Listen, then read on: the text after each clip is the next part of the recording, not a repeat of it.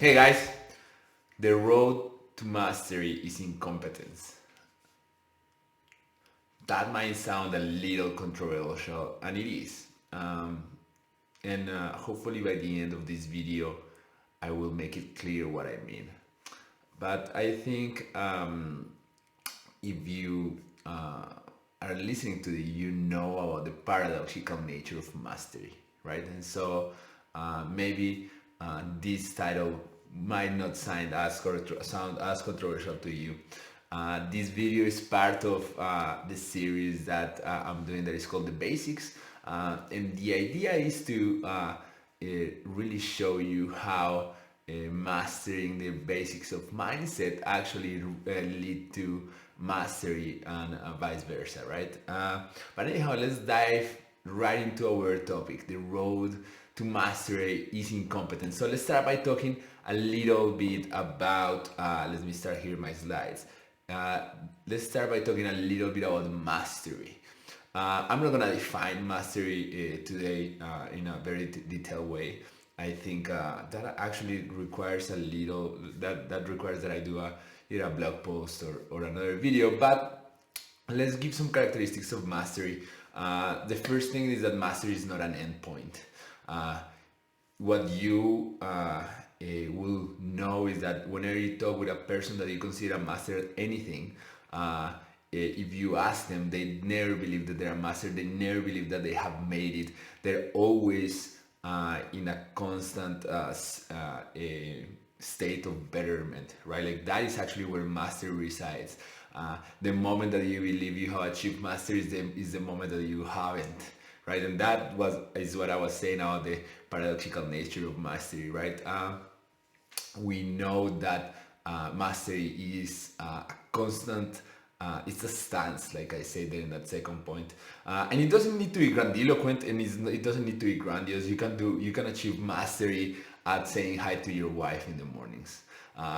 You can do day after day, get better at it, make it the best way to start your day, and you can, if you approach that moment of your day from the mastery point of view, you will learn a lot and you will make that the best day of your life. So it doesn't have to be grandiose, it doesn't have to be grandiloquent, but it's a stance, and it's the stance of knowing that everything can always be better, knowing that you are always gonna refine your skill, right?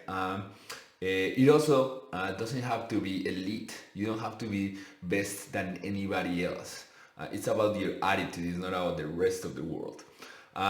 Good, and one of the things, one of the last characteristic is in order, and we're always trying to thrive, right? Like we're always trying to stay in a state of mastery, which again is paradoxical, right? Like we don't consider ourselves ser masters, but if we're always striving for it, we're gonna be there. But the road to mastery is represented in our model, in my model, in my way of thinking, as the constant strive to stay in the thrive zone.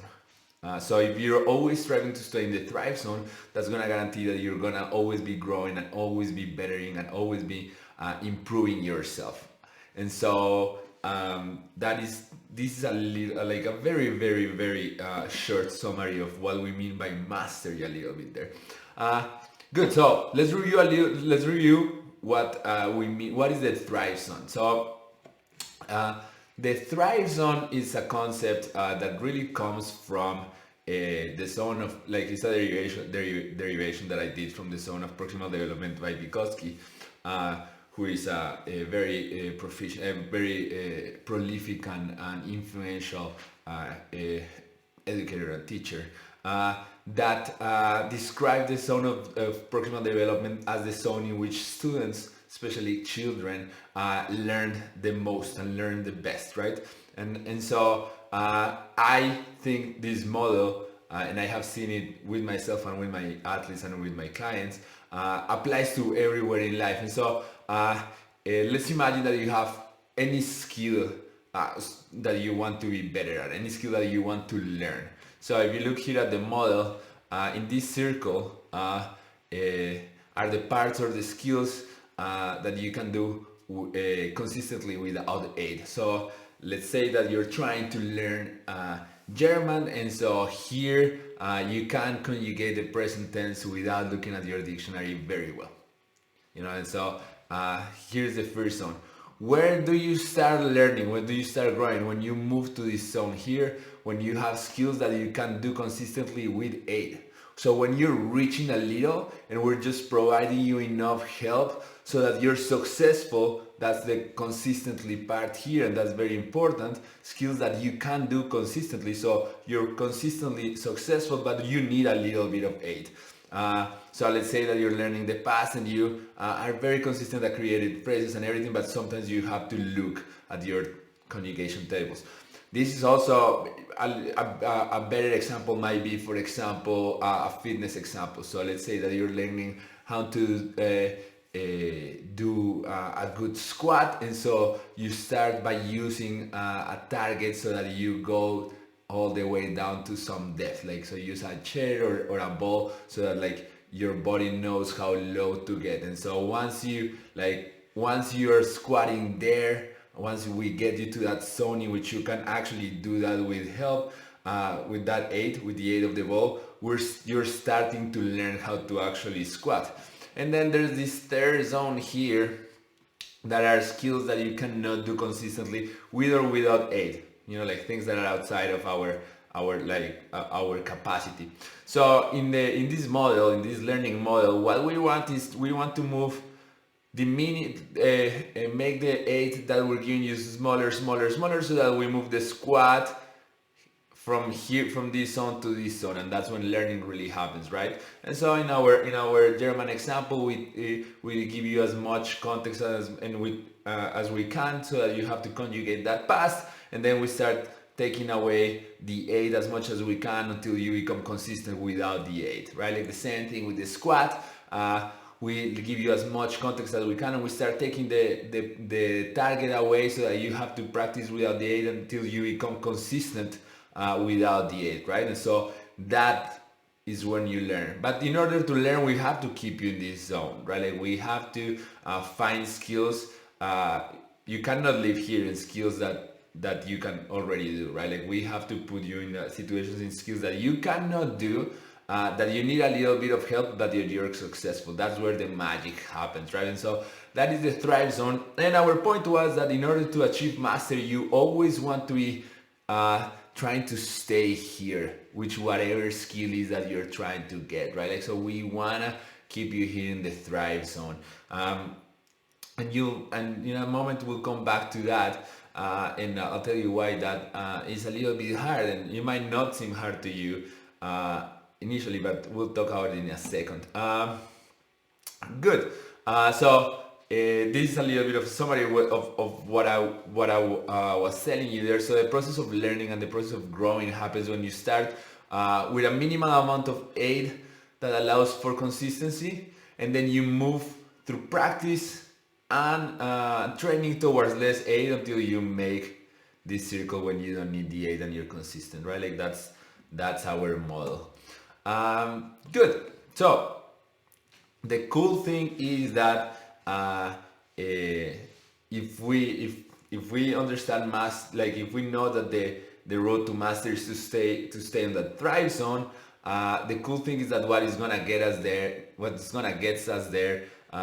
is going to be to master or to practice the basics of mindset, or to master actually. And in my model, in my way of viewing mindset, intentional stance, compassion, and life as practice are those pillars that form the basic of mindset. I wrote a blog post last week that I will link on the description of this video below if you want to have a little bit of a deeper dive into these concepts here. But for now, just take this model here and keep it there in your brain. And so how are we gonna use this, and how are these, like the basic of mindset actually gonna lead us to stay in the thrive zone, which we know is gonna keep us in the road to mastery. The first thing is that the intentional stance and life as practice, those two concepts are super important for us. First, whenever you're trying to be good at a skill, at any given skill, one of the things that you have to differentiate is what is training and practice and what is performance. And the difference between training and practice and performance starts with an attitude and starts with a purpose. So the purpose of training and practice is to get better, right? So my intention is not to go out and perform. My intention is to get better. And performance is a completely different purpose. Is to do some, like, it's closer to competing, right? Like, it's to do something the best of our abilities. I'm not here to get better. I'm here to perform. So, for example, if you approach a job interview, like let's say you want to find a new job, and you have 7 job interviews. If you approach each one as a definite moment of performance in which you have to do your best in order to get a job, that is performing, and that's actually super stressful, and you're not gonna learn. You're not in learning mode. You're not gonna be thriving. You're just going to be anxious, right? But if you approach all the 7 interviews that you have as moments of learning, as training, is like, I am going to get better at this thing that is interviewing. By the 7th interview, you're gonna be amazing at interviewing, and you're probably gonna be way more prone to get whatever job is at the end of the 7th interview, right? So there's a difference there that is fundamental, and so in order to and one of the basics of mindset is to always have an intentional stance, right? Like, to have a purpose in whatever it is that you're doing, and to approach everything as practice, right? Like, to have a good growth mindset. When we approach everything, when we approach something as practice, it allows. We're not only allowing for error. We're looking we're seeing errors or information, and we're gonna learn from them, right? That doesn't mean that there are no moments of performance in life. There are, and sometimes and that means that sometimes we just have to perform, right? Like, sometimes we have to shut off, and that's why we train and practice, and we have to perform, and that's it. But the vast majority of our lives should be spent in training and practicing, right? And in order to be in the thrive zone, you actually want to be training and practice way more than you want to be performing. And so mastering these basic skills of having an intentional stand and understanding life as practice is gonna keep you in general in your life in that thrive zone, right? Like, that is the first thing. The second thing of the basics of mindset that is gonna help you is compassion. And when you are looking at the model of the thrive zone, right? Like, there's 2 things that you have to always be looking at. And the first thing is to be able to evaluate where you are very well, right? Like, because we want to be in that zone in which I can do things that I'm successful and that I need a little bit of aid. And in order to actually put myself in that situation, I have to be very able to look at myself honestly. It's hard to do that, but if you realize and if you accept the fact that you're just one of us, if you just accept your common humanity, the fact that you're just a human, it makes it so much easier to actually be honest with yourself. The moment that you are like either victimizing yourself or the opposite, or like believing that you're, like a hero, is the moment that it's very hard to look honestly at where you are and what you need.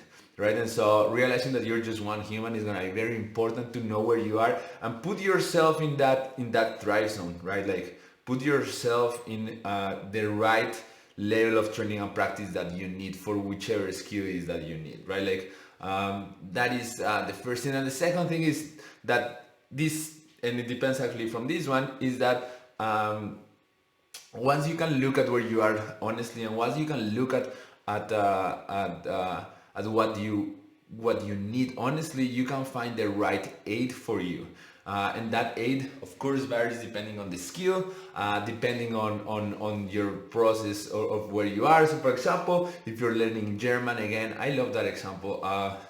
It tells you something about my brain, but if you're learning German at the beginning, maybe all you need is an application, and you're just familiarizing with your vocabulary. But at some point, once you become very competent at the application, you're gonna probably need some more aid, right? Like, so you're probably gonna need to have conversations with a real person, and the aid might be not just having that person, but also having a very limited structure, right? So maybe talking about just a set of topics in which you're having enough vocabulary to actually have a conversation, right? And so maybe your aid is just that controlled context. Maybe your aid is watching a movie in German with German subtitles, right? Like there's different levels of aids, and you have to be very smart at knowing where you are, right? Looking at yourself where you really are, to actually put yourself in that place in which, like, okay, I can do this successfully with aid, I cannot do it without aid, right? And what we're doing is like, I'm gonna put myself there, I want to be successful with aid, and then move the aid and minimize the aid and minimize the aid until like I can be consistent, I can do that skill consistently without the aid, right? And so as you can see there, the three pillars of mindset here are going to be the way to get to keep us into that mastery zone. First, because that intentional stance is going to allow us to always be very clear whenever we're like training and practicing, which should be the majority of our time for any given skill. When we're performing, which is, you know, like basically urgent mode, like there's some kind of situation in which we actually have to perform and it's not all getting better. So that intentional stance is going to allow us to know when we're living life as practice or we're not. And then compassion is going to allow us to evaluate where we are, what we need, and where we are in that continuum of the thrive zone, right? So that's how the basics of mindset allow you to be in the thrive zone.